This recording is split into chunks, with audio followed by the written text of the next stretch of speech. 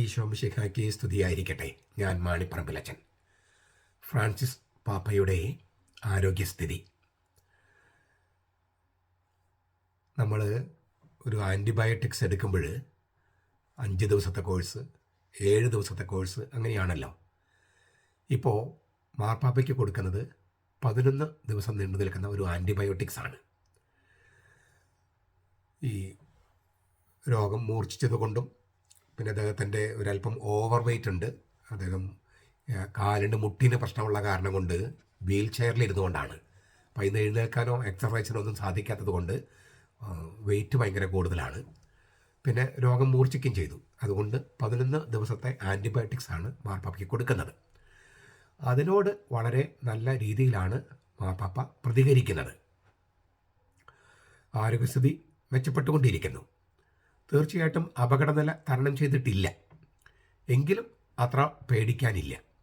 ഇടയ്ക്ക് ഓക്സിജൻ്റെ സപ്പോർട്ടോടുകൂടി oxygen supplements കൊടുക്കുന്നുണ്ട്. ഈ ക്രോണിക് ബ്രോങ്കൈറ്റിസ് ഉണ്ടായിരുന്നു അദ്ദേഹത്തിന്. കൂട്ടത്തിൽ 2 ശ്വാസകോശങ്ങളിലും ഈ ന്യൂമോണിയ ബാധിച്ചു. 17 വയസ്സുള്ളപ്പോൾ ഒരു ശ്വാസകോശത്തിൻ്റെ ഒരു 70% മുറിച്ച് കളയേണ്ടി വന്നിട്ടുണ്ട്. ഒരു സിസ്റ്റ് ഉണ്ടായിട്ട് അതിങ്ങനെ മുറിച്ച് കളയേണ്ടി വന്നിട്ടുണ്ട്. ഈ മാർപ്പാപ്പയുടെ ജീവചരിത്രം ഞാൻ എഴുതിയിട്ടുണ്ട്. അതിനകത്ത് വിശദമായിട്ട് പറയുന്നുണ്ട് ഈ സംഭവങ്ങളൊക്കെ. മാർപ്പാപ്പയുടെ പേഴ്സണൽ ഡോക്ടർ ല്യൂഗി കാർബോൺ എന്ന് പറയുന്ന ഒരാളാണ്. ഗമേലി ആശുപത്രിയിലാണ് മാർപ്പാപ്പയെ പ്രവേശിപ്പിച്ചിരിക്കുന്നത്. അതിൻ്റെ അവിടുത്തെ ഡോക്ടറാണ് സെർജിയോ അൽഫിയേരി. അപ്പോൾ ഈ ഡോക്ടർമാരോടൊക്കെ തമാശ പറഞ്ഞും ഇങ്ങനെ കളിച്ചും ചിരിച്ചൊക്കെ, അതായത് രോഗം ഉണ്ടെങ്കിൽ പോലും അതൊന്നും ഗൗനിക്കാത്ത തരത്തിലാണ് മാർപ്പാപ്പ പെരുമാറിയത്. ഈ ഡോക്ടർ ഈ അൽഫിയേരി ഗമേലി ആശുപത്രിയിലെ മുറിയിലേക്ക്, ആ മാർപ്പാപ്പ കിടക്കുന്ന മുറിയിലേക്ക്, ആശുപത്രിയിലെ മുറിയിലേക്ക് കടന്നപ്പോൾ ഹലോ ഹോളി ഫാദർ എന്ന് പറഞ്ഞാണ് ചെന്നത്, പരിശുദ്ധ പിതാവേ എന്ന് പറഞ്ഞ്. അപ്പോൾ മാർപ്പാപ്പ തമാശയ്ക്ക് തിരിച്ചു പറഞ്ഞു, പരിശുദ്ധ മകനെ, ഹോളി സൺ. ഹോളി ഫാദർ എന്ന് പറഞ്ഞപ്പോൾ പറഞ്ഞു ഹോളി മകൻ അല്ലേ, ഹോളി സൺ. പരിശുദ്ധ പിതാവേ എന്ന് വിളിച്ചപ്പോൾ ചെന്ന് അല്ലേ, പരിശുദ്ധ പിതാവേ എന്ന് വിളിച്ചിട്ടാണ് ചെല്ലുന്നത്. അപ്പോൾ പരിശുദ്ധ മകനെ എന്ന് തിരിച്ച് തമാശയ്ക്ക് പറഞ്ഞു മാർപ്പാപ്പ. ഇടയ്ക്കൊന്ന് ആശുപത്രിയിലെ ചാപ്പലിൽ പോയിട്ട് പ്രാർത്ഥിച്ചു ഒരു 20 മിനിറ്റ് നേരം. പിന്നെ ഈ ഡോക്ടർ പറഞ്ഞത്, അദ്ദേഹം മാർപ്പാപ്പയാണ്, എന്നാലും മനുഷ്യനാണ്. അദ്ദേഹം മാർപ്പാപ്പയാണ്, പക്ഷെ മനുഷ്യനാണ്. അപ്പം അതിൻ്റേതായ മനുഷ്യൻ്റേതായ എല്ലാ പ്രശ്നങ്ങളും മനുഷ്യർക്കുണ്ട്, അദ്ദേഹത്തിനുണ്ടാവുമല്ലോ. ഫെബ്രുവരി 14 തീയതിയാണ് ആശുപത്രിയിൽ പ്രവേശിപ്പിച്ചത് മാർപ്പാപ്പയെ. ശ്വാസതടസ്സം ഉണ്ടായിരുന്നു. പിന്നെ ഈ പറഞ്ഞല്ലോ, ഈ ന്യൂമോണിയ ബാധിച്ചു. സമ്പൂർണ്ണ വിശ്രമമാണ് ഡോക്ടർമാർ നിർദ്ദേശിച്ചിരിക്കുന്നത്.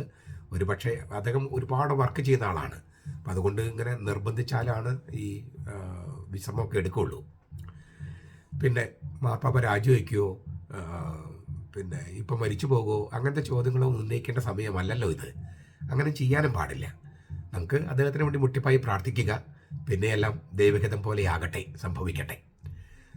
ഈ ഘട്ടത്തിൽ എനിക്ക് നിങ്ങളോട് പറയാനുള്ളത്, ഞാൻ ബെനഡിക്ട് മാർപ്പാപ്പയുടെ 6 പുസ്തകങ്ങൾ തർജ്ജമ ചെയ്തിട്ടുണ്ട്. അദ്ദേഹത്തിൻ്റെ അഭിമുഖങ്ങൾ 2 തർജ്ജമ ചെയ്തിട്ടുണ്ട്.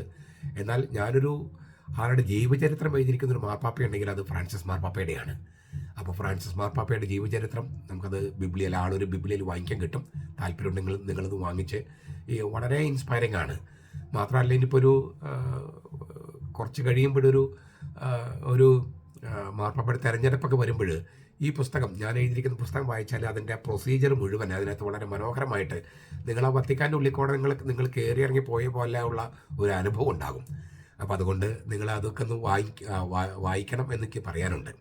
പിന്നെ ഫ്രാൻസിസ് മാർപ്പാപ്പയുടെ ഏതാനും പുസ്തകങ്ങൾ ഞാൻ തർജ്ജമ ചെയ്തിട്ടുണ്ട്. അദ്ദേഹത്തിൻ്റെ പള്ളിപ്രസംഗങ്ങൾ 3 പിന്നെ ആദ്യത്തെ അഭിമുഖം, എൻ്റെ വാതിൽ എപ്പോഴും തുറന്നു കിടക്കുന്നു. അപ്പോൾ അങ്ങനെയുള്ള പിന്നെ കാരാഗ്രഹത്തിൽ കിടക്കുന്നവരോടുള്ള അദ്ദേഹത്തിൻ്റെ, ജയിലിൽ കിടക്കുന്നവർക്കുള്ള അദ്ദേഹത്തിൻ്റെ ചെറിയ റിഫ്ലക്ഷൻസ്, അങ്ങനെ പലതും ഉണ്ട്. അപ്പോൾ ഫ്രാൻസിസ് മാർപ്പാപ്പയുടെ താല്പര്യമുള്ളവർ, അദ്ദേഹത്തെക്കുറിച്ച് അറിയാൻ താല്പര്യമുള്ളവർ, അദ്ദേഹത്തിൻ്റെ പുസ്തകങ്ങളും പ്രസംഗങ്ങളും ഒക്കെ നമുക്ക് മലയാളത്തിൽ ഇപ്പോൾ അവൈലബിൾ ആണ്. അതെല്ലാം വായിക്കണമെന്ന് അഭ്യർത്ഥിക്കുകയാണ്. മാർപ്പാപ്പയ്ക്ക് വേണ്ടിയുള്ള പ്രാർത്ഥന തുടരുക. നമ്മുടെ കർത്താവ് യേശു മിശിഹായുടെ കൃപയും പിതാവായ ദൈവത്തിൻ്റെ സ്നേഹവും പരിശുദ്ധാത്മാവിൻ്റെ സഹവാസവും നാം എല്ലാവരോടും കൂടി ഉണ്ടായിരിക്കട്ടെ, ഇപ്പോഴും എപ്പോഴും എന്നേക്കും. ആമേൻ.